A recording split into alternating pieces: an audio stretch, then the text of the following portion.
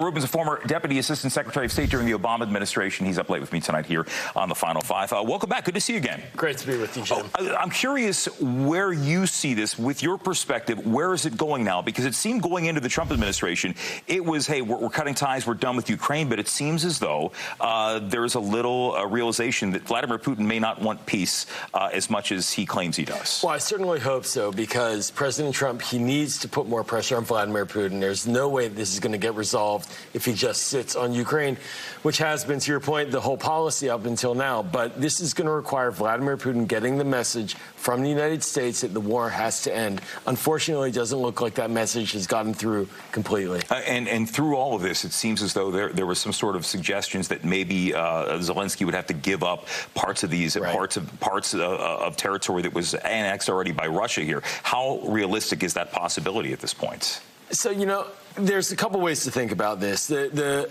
end goal, the change, the territorial changes and all of that, that's not unrealistic. It's quite possible that that would be part of the final state of the negotiation. The problem is that we have been telling Russia that that's what we want them to get before we have any agreement from them on what they're going to give.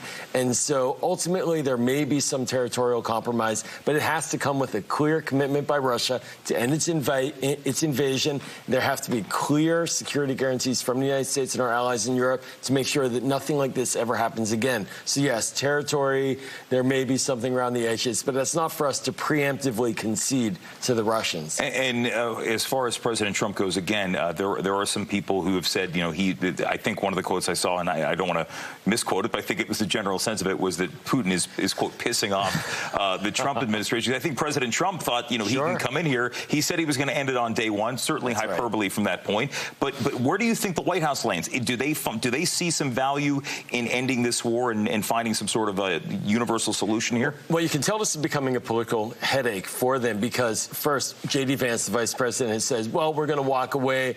You know, it's up to them to resolve it if they don't do what we want. Then yesterday, they floated the idea of moving it to the Vatican to mediate.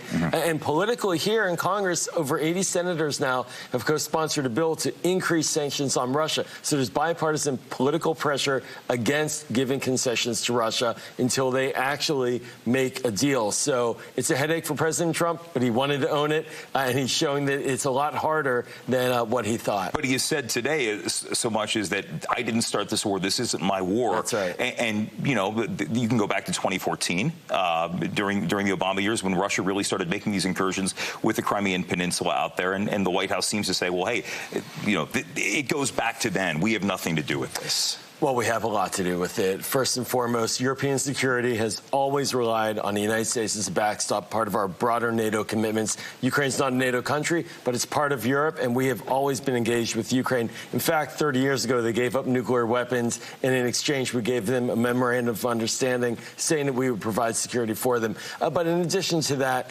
look, Russia, Ukraine, they've been battling it out. There is truly one individual responsible for this war, and that is Vladimir Putin.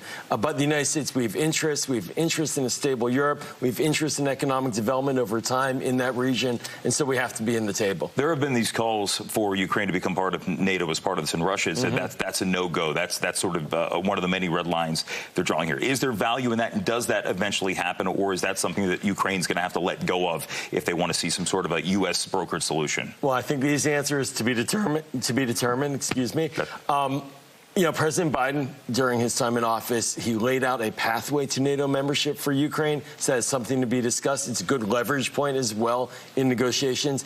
It's at the core of the insecurity of Vladimir Putin as well, as to his arguments about how he opposes NATO expansion, and that's why he invaded Ukraine. Put that all to the side. It's a sticky issue, but it must be resolved at the negotiating table, and Ukraine has to make that ultimate call. Okay, so is this a matter, are we into weeks and months, or is there still no telling when there might be some sort of resolution? I think we're at the beginning of a potential of a process. How's that for an answer? Concepts of a process. Yeah. We might get a paper next week, and then maybe they'll think about coming back together to talk about it. So it's going to still take some time. Joel Rubin, I appreciate the insight. Good to see you again. Jim. Appreciate you. Likewise.